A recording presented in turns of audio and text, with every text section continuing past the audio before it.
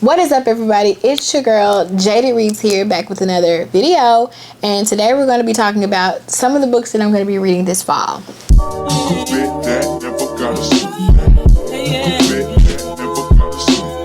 My name is Diamond. I go by Jaded Reads over here on this channel, and over here I like to do reading vlogs, book reviews, and everything in between. So if that is something that you're interested in, I think you should consider subscribing. Alright, so at the beginning of the year, we all do a video. Mainly the videos are like based on the year that we're in. So some people do 24 books I'm going to read in 2024 or something like that. But I was a tad bit more logical. And these are the main books that I wanted to read. So I titled my video, hold on, I have it. I titled my video 10 books I must read in 2024. And what we're going to do is we're going to grab the books that I have not gotten to yet. And those are definitely going into the fall and winter months, and we're going to read those. And then I also have a new set of books that I have added to that collection that we're going to try to get to. So for me, I have gone off of a TBR in the past. I have.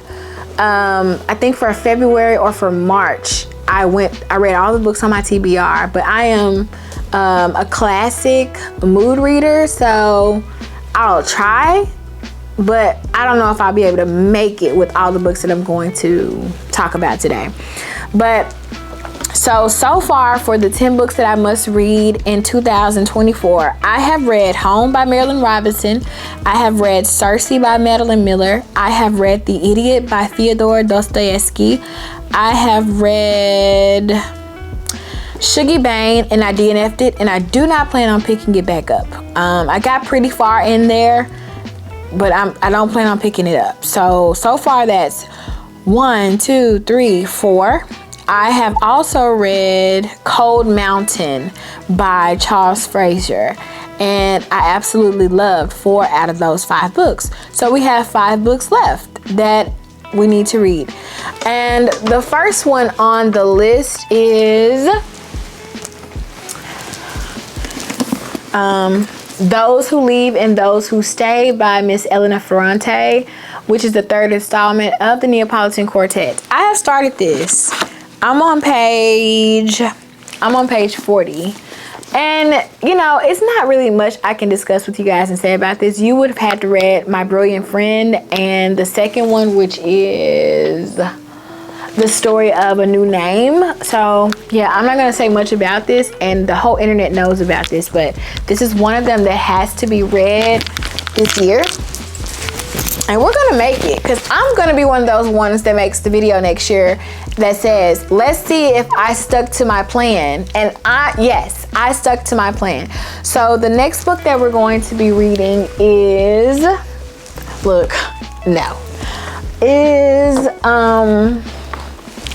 Corrections by Jonathan Franzen, which I read half of this a few years ago.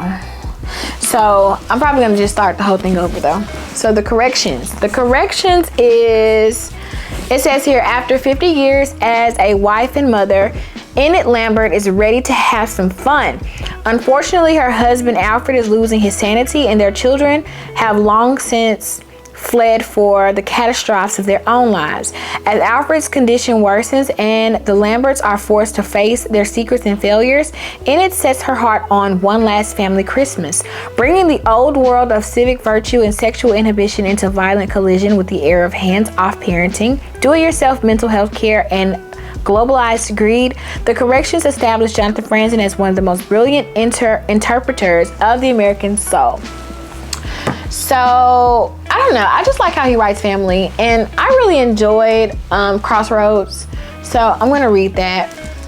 I'm going to read it. I heard he's one of the great American authors, and I do agree, because Crossroads is one of my favorite books this year.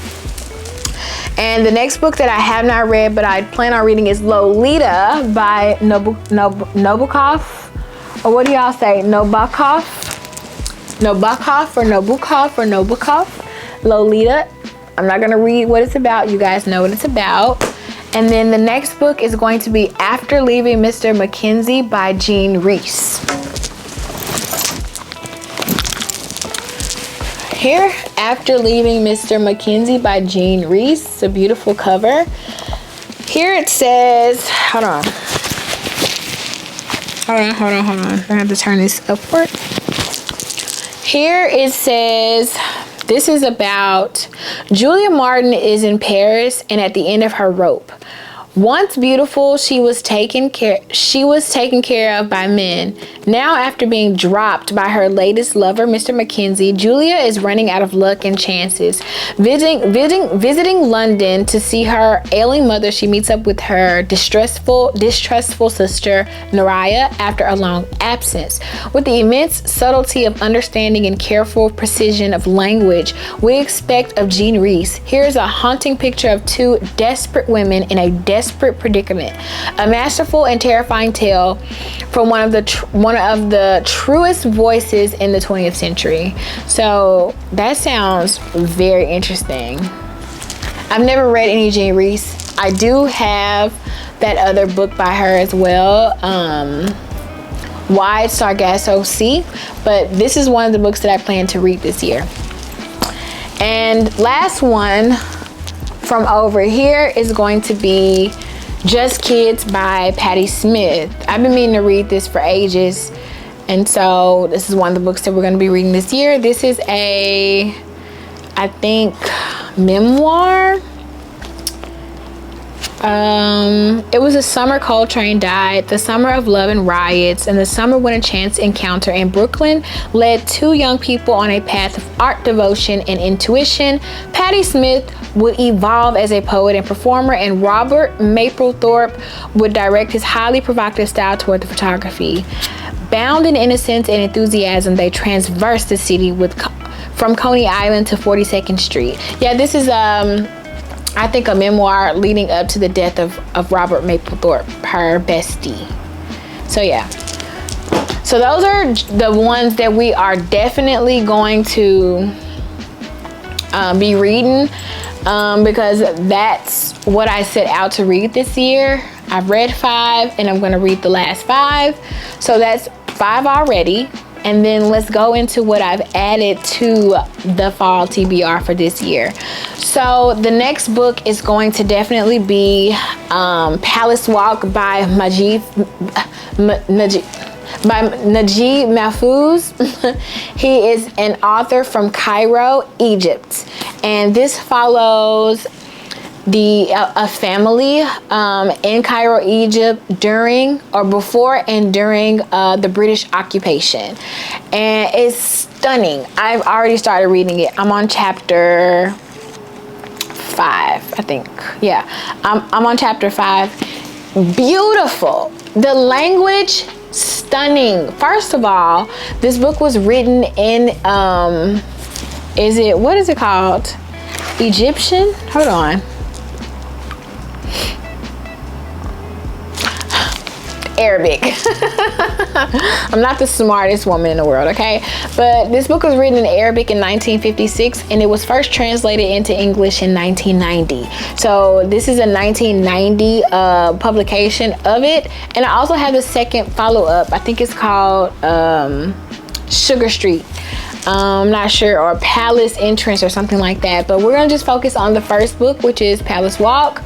And I don't know, it's calling out to me from my shelf. I don't know. I haven't heard anyone speak about this. All I know is I picked it up one day in a secondhand bookshop, read the jacket, or no, I saw this. I saw that it was the winner of the Nobel Prize for Literature, and I looked it up. That's what I did. I looked it up after I seen that, because I was like, I've never heard of this. And I found out that it was a whole freaking trilogy, and it won the Nobel Prize. Come on. When you win a Nobel Prize, it has to be good. One thing I have to say, this book, I started reading this book today. This book sucked me in from the first page. The language is stunning. This goes back to what I was saying about Moo in my Moo video about backlisted titles. They're unmatched. I mean, it's just like, who taught you how to do this? Like, who told you to use these words? And hats have to go off to the translator of this work. This book was translated by, I don't know the person's name. I'm sure we can figure it out, but that's who really deserves the credit for giving this book the life that it has in English. Because I just was like, as you can see, I'm at a loss for words. Seriously, this book is phenomenal. So I can't wait to actually really talk to you guys about it. I'm considering doing a reading vlog. I think it is reading vlog worthy.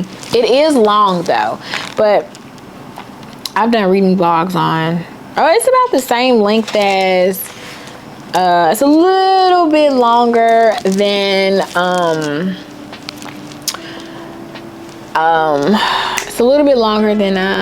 Intermezzo. But honestly, it's because this is a big ass book. Like, it's taller and it's still over 500 pages, so it's long. But yeah, so I started reading this today. We'll talk more about it later, but that is Palace Walk by Najib Mahfouz. Next, we are going to be reading 2666 by Roberto Bolaño. Another big one. I like to curl up with a big fat book in the winter time. I'm not abashed to reading big books. I enjoy reading big books. I ordered this book a couple of weeks ago, probably a month now. And let's read what it's about. So, 3 academics on the trail of a reclusive German author, a New York reporter on his first Mexican assignment, a widowed philosopher, a police detective in love with an elusive older woman. These are among the searchers drawn to the border city of Santa Teresa, where over the course of a decade, hundreds of women have disappeared.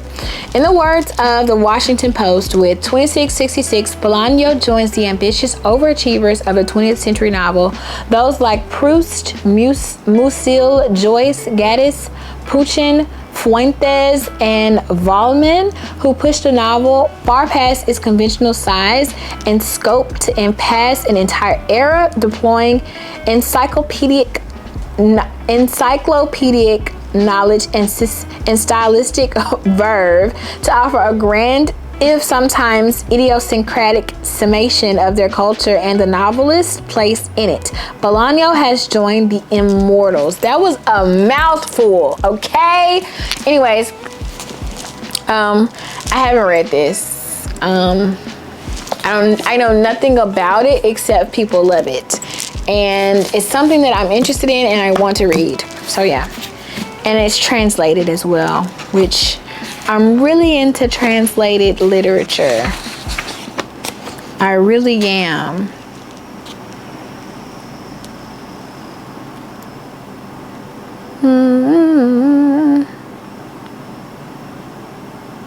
All right.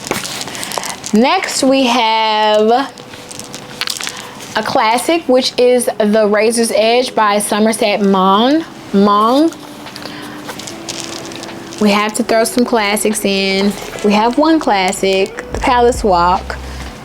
I think After Leaving Mr. Mackenzie is considered a classic. Of course, Lolita is considered a classic as well.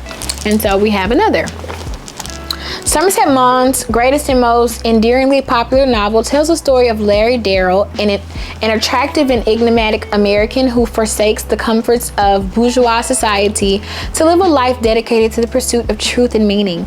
Larry's former fiancée is the beautiful and vivacious Isabel Martrin, who is struggling to maintain a family nearly destroyed by the Depression. He is also attracted to the lost wanton Sophia MacDonald, whose life he attempts to save from its downward spiral. In the midst of the drama stands Elliot Templeton, the irresistible, lovable arch snob with a heart of gold. Perhaps Moyne's greatest fictional creation. Spanning 3 continents in nearly half a century, The Razor's Edge marks the culmination of Moyne's storytelling craft. It is a deeply affecting, enormously readable classic that continues to draw readers of every generation. I've been meaning to read this for a few years now. We're going to make it happen this winter. Next, we're going to do a David Sedaris, Me Talk Pretty One Day.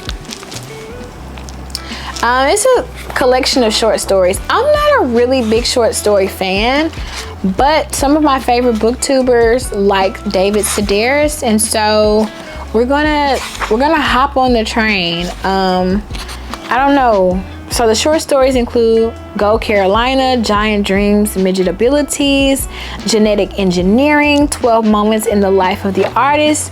We shall see. I don't know what to expect from David Sedaris but humor. So we'll see moving forward what this is giving. And of course, you know I'm going to talk about it. Next, we have another classic. We're going to be reading The Picture of Dorian Gray. This is a really nice cover. I like it. So Oscar Wilde brings his enormous gifts for astute social observation and sparkling prose to The Picture of Dorian Gray, his dreamlike story of a young man who sells his soul for eternal youth and beauty. This dandy who remains forever unchanged, petulant, hedonistic, vain, and amoral, while a painting of him ages and grows increasingly hideous with the years, has been horrifying, enchanting, obsessing, even corrupting readers for more than 100 years. And that's all I'm going to read. This is going to be a vlog. Next, I'm going to read Indian Horse by Richard Wagamese.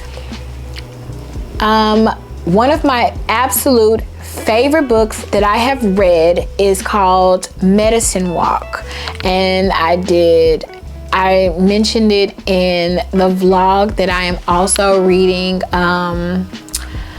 Cassandra at the Wedding. I start reading Medicine Walk at the end of that video, and it's one of the first books that I finished this year, and I loved it. I fell in love with Richard Wagamese's storytelling ability and just the way that he depicts the Native American experience. And so that's when I said I'm gonna have to like incorporate some more of his writing just in my life. So we have Indian Horse.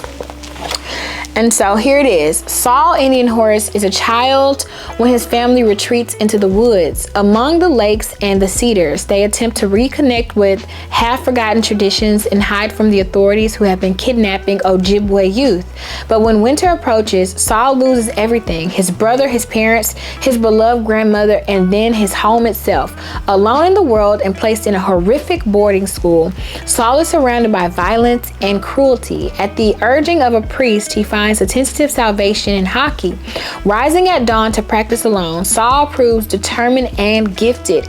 Yet, as his victorious mount, so do the indignities and the taunts, the racism and the hatred, the harshness of the world that will never welcome him. Spare and compact, yet undeniably rich, Indian Horse is at once a heartbreaking account of a dark chapter in our history and a moving coming-of-age story. I already know this is gonna probably make me cry because Medicine Walk, baby, you are missing out if you have not read any of Richard Wagamese. You are completely missing out.